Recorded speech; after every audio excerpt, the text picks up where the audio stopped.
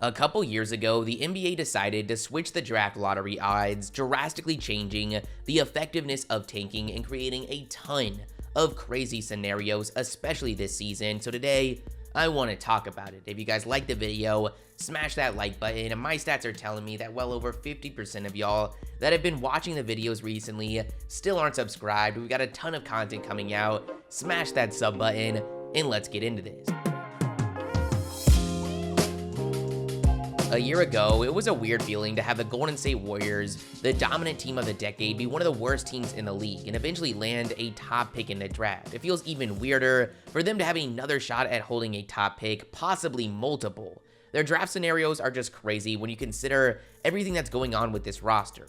Right now, Curry is on one of the craziest runs we've ever seen. In the last 13 games, he's averaging 38 points, 7 rebounds, and 5 assists, shooting 53% from the field and 48% from 3 on 14 attempts a game. Absolutely insane.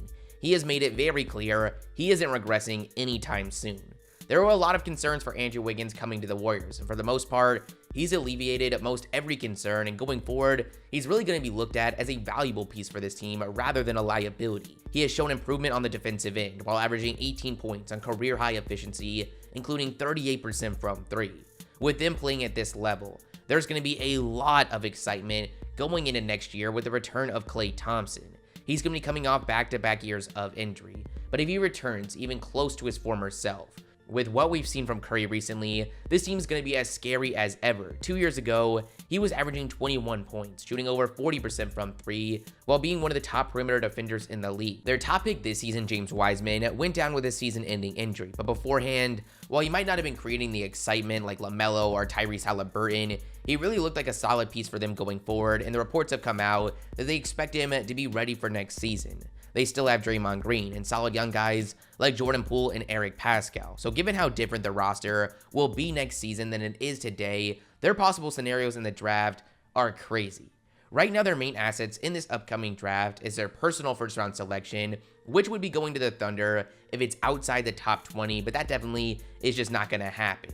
And through the trade that sent D'Angelo Russell to the Timberwolves and brought Andrew Wiggins to Golden State, they acquired the Timberwolves' first-round pick this season, but it is top 3 protected. The Warriors' personal pick currently sits with the 13th best odds at the number 1 selection. The Warriors still have a chance to sneak into the playoffs. That would obviously really limit their crazy possibilities, but assuming they stay where they are, they have a 1% chance at landing the top pick and a 4.8% chance at a top 4 selection. The Timberwolves currently sit with the 3rd worst record in the league.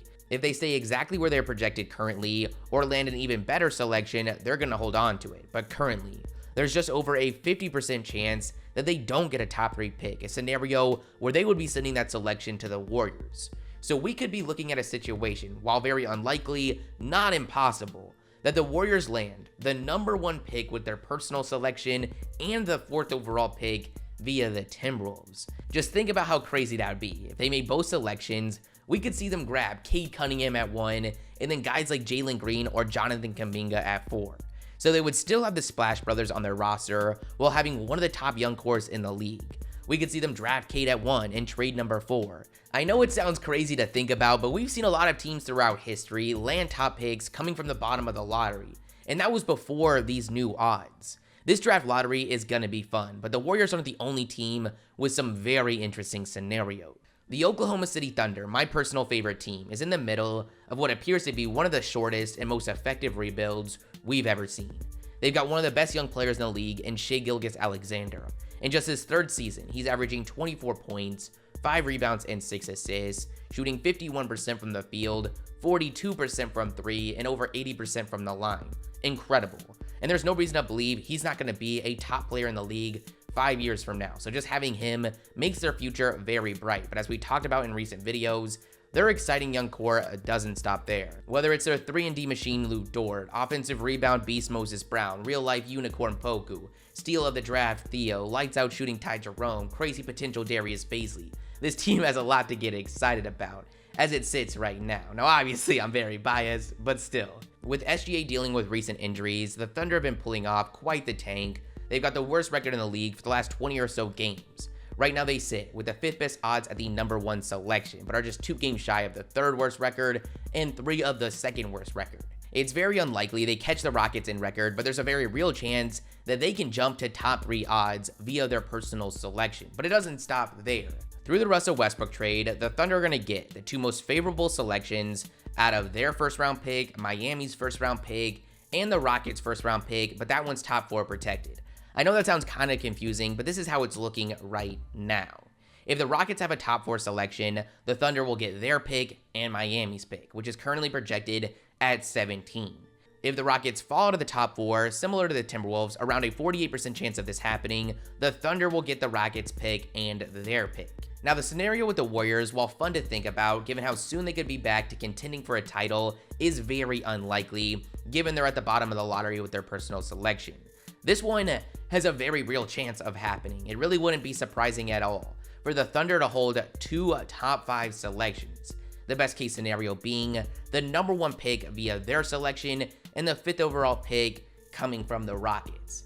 Man, SGA and Cade Cunningham, that would be fun and honestly a perfect fit. It's unclear what position Cade will settle at in the NBA. If it's the point guard position, SGA's already proven his flexibility alongside Chris Paul. Then they grab Kuminga at 5 and go forward with Cade, SGA, Kuminga, Poku, Moses Brown, and still have Dort, Bazley, and Theo, and all the draft picks that have been well reported. That's obviously the best case scenario for the Thunder when it comes to the lottery, but even if the Rockets land a top 4 selection, the Thunder are still going to be looking pretty good. In that scenario, they'd probably have something like the 5th overall pick and the 17th overall pick with more than enough firepower to move up if they please. That's the scenario that makes this next team so interesting, the New Orleans Pelicans. We didn't really get to see the Pelicans take the jump I think a lot of people were expecting and are most likely going to hold a lottery selection in this draft. Right now they're projected to have the 11th best odds, giving them a 2.5% chance at the number 1 selection and an 11.7% chance at a top 4 spot. The luck of the lottery was on their side when they landed Zion Williamson 2 years ago. Just imagine if this happens again, adding Cade Cunningham to what is already a stacked young core featuring the likes of Zion, Ingram, and Lonzo. With how the lottery works, if they're moving up in this draft, they're moving into the top 4. We won't see them in the mid-lottery, but most any top 4 pick, whether that's Suggs, Jalen Green, or even Evan Mobley, would really make this team scary. What's so interesting though about the Pelicans is that despite having one of the best young cores in the league, they still have a ton of draft assets that they're ready to dish out, whether that's to move up in this draft for a player like Cunningham or make a blockbuster trade for a veteran that really allows them to take the next jump. Then we've got the Orlando Magic, who are in a similar situation to the Thunder and Warriors. Depending on what happens in the lottery, based on what we've seen from the Bulls since the Vucevic trade, they might emerge as massive winners. I was really excited for them when they traded away Vucevic, as given their market and the fact that they're probably one of the least attractive free agency destinations, I thought they needed to go into a full-on rebuild. On top of getting Wendell Carter, who's looked great since the trade, they own the Bulls' 2023 first-round selection, top 3 protected, as well as their first-round selection this season, again top 3 protected. A lot of people thought the Bulls might make a push for the playoffs after the deadline, really decreasing the value of that selection, but since have been really disappointing, putting the Magic in great position going into the draft lottery because, well, they've been pretty terrible themselves. Right now, the Magic have the 2nd worst record in the league, giving them a 14% chance at the number 1 pick and almost guaranteeing them a top selection. The Chicago Bulls currently sit with the 8th best odds, so projections say that the Magic should be getting around the 2nd and 8th pick in the draft, the best case scenario being the 1st overall and 4th overall pick. This team is going to be very fun to pay attention to with these top picks coming in and the return of both Markelle Fultz and Jonathan Isaac next season. So to get an idea of just how crazy the draft could be, the Warriors could hold the 1st and 4th picks, the Thunder could hold the 2nd and 5th picks, and the Magic hold the 3rd and 6th. Crazy to think about. Lastly, we've got an honorable mention, and that's the Toronto Raptors. There's a lot of teams that interest me when it comes to jumping up in the draft, but I'm not sure anyone interests me more than Toronto. The foundation is there. They just won an NBA championship a few seasons ago. Obviously, their roster looked a lot different, but with them having guys like Pascal Siakam, Fred VanVleet, OG Anunoby, and newly acquired Gary Trent Jr., jumping up to the 1 spot and being able to get Cade Cunningham to replace Kyle Lowry, who I predict is on his way out, might be my favorite scenario of the lottery. And with a 5.2% chance I think it's a lot more likely than a lot of fans realize. But that's the end of you guys. You guys give me your thoughts in the comments below. If you liked the video, make sure you like and subscribe, and peace.